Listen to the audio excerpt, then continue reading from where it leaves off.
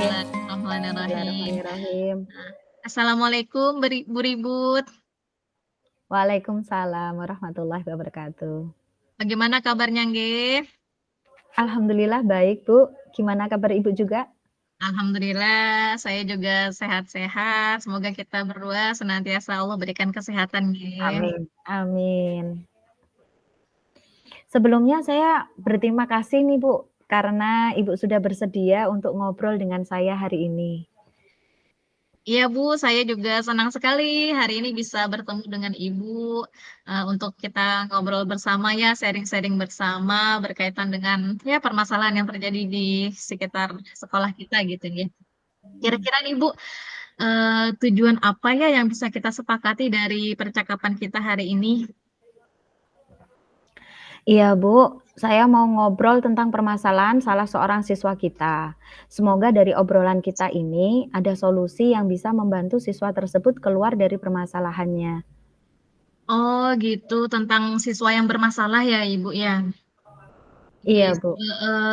apa, baiklah kita coba, diskusikan bersama-sama nggih, nih mudah-mudahan ada jalan keluar yang bisa kita rumuskan untuk membantu anak tersebut keluar dari permasalahannya.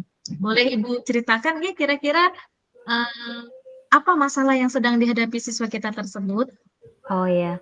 Ibu Ibu kenal dengan Andi? Siswa kita Oh, di kelas 9B? iya iya, saya kenal Heeh. saya kenal. Yang belakangan ini sering membolos sekolah.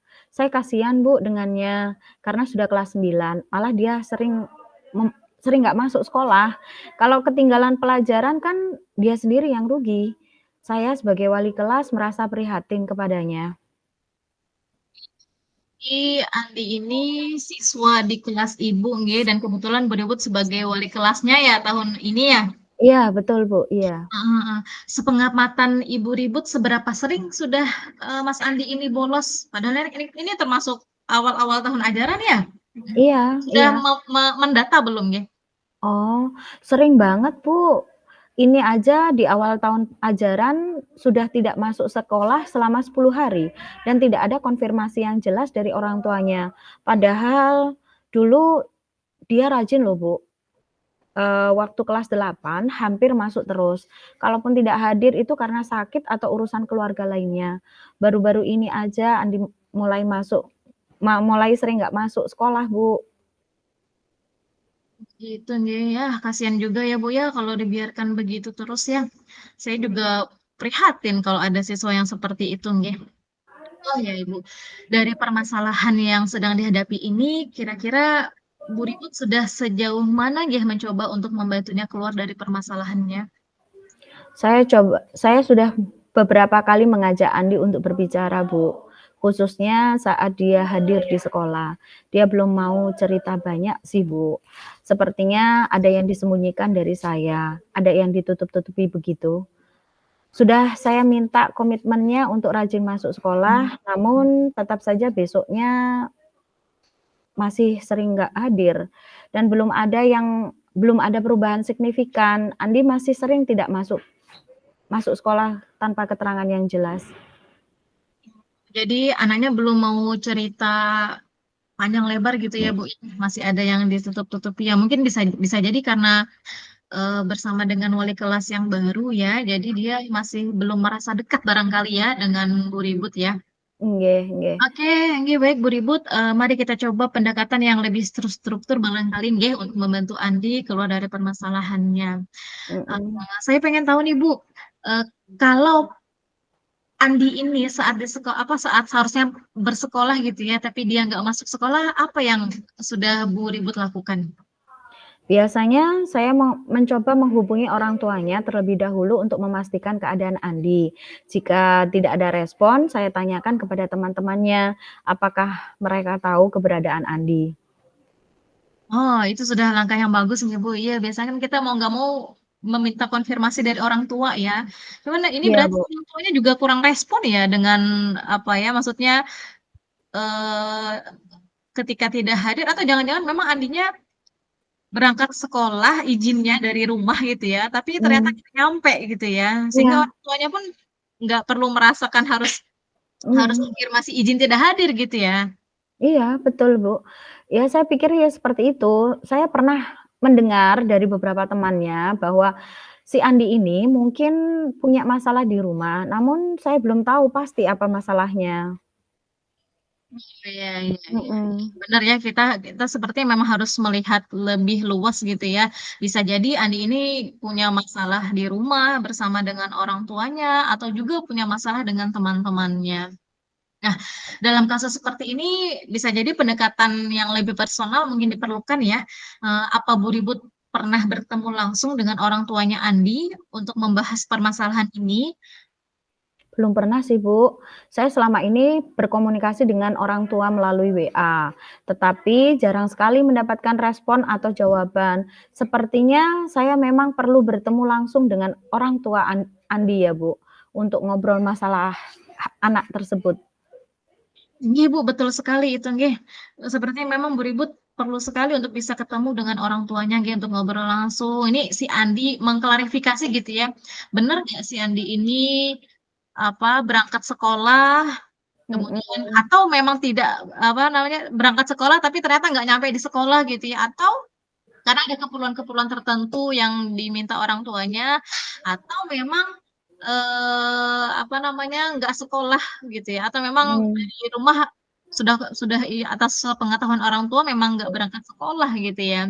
oh Nah, iya, iya betul, jadi, betul sekali ya Bu Ribut memang perlu bertemu dengan orang tuanya agar kita punya gambaran yang jelas ya Bu, mengapa Andi belakangan ini sering tidak masuk sekolah. nggih. Baik, Bu, saya akan segera melakukan home visit. Sepertinya kalau saya yang ke rumahnya, obrolan bisa lebih santai ya, Bu. Kalau dipanggil ke sekolah khawatir persepsinya negatif duluan. Iya betul ya Bu, karena kadang-kadang, seringkali orang tua tuh ketika dipanggil ke sekolah sudah deg-degan duluan gitu ya, udah takut duluan, Mhm, padahal belum tentu itu kita mau menghukum anaknya gitu ya. Nah, ide nggih, bagus itu Bu Ribut, kayaknya home visit itu bisa menjadi salah satu opsi yang bisa dilakukan untuk membantu menelusuri permasalahan Andi ini. nggih nggih. Mungkin saya akan melibatkan juga, Bu, cara lain mungkin yang akan saya tempuh, melibatkan orang ketiga mungkin, Bu? Oh gitu, jadi Mhm. selain tadi Bu Ribut, melibatkan orang tuanya, juga akan melibatkan orang ketiga gitu ya? Orang ketiga yang seperti apa barangkali Bu Ribut yang bisa membantu permasalahan ini? Mmm, saya coba menanganinya sendiri, tapi nanti kalau misalkan saya belum bisa, saya akan melibatkan guru BK atau konselor sekolah, Bu. Karena kalau saya langsung libatkan itu kan, saya belum tahu, belum puas gitu loh kalau nggak menanganinya sendiri gitu. Karena saya sebagai wali kelas dengan kemampuan maksimal yang bisa saya lakukan nanti seumpama setelah bertemu dengan orang tua Andi, saya merasa kesulitan untuk mem-follow-nya, bisa jadi saya akan minta bantuan guru BK atau konselor sekolah.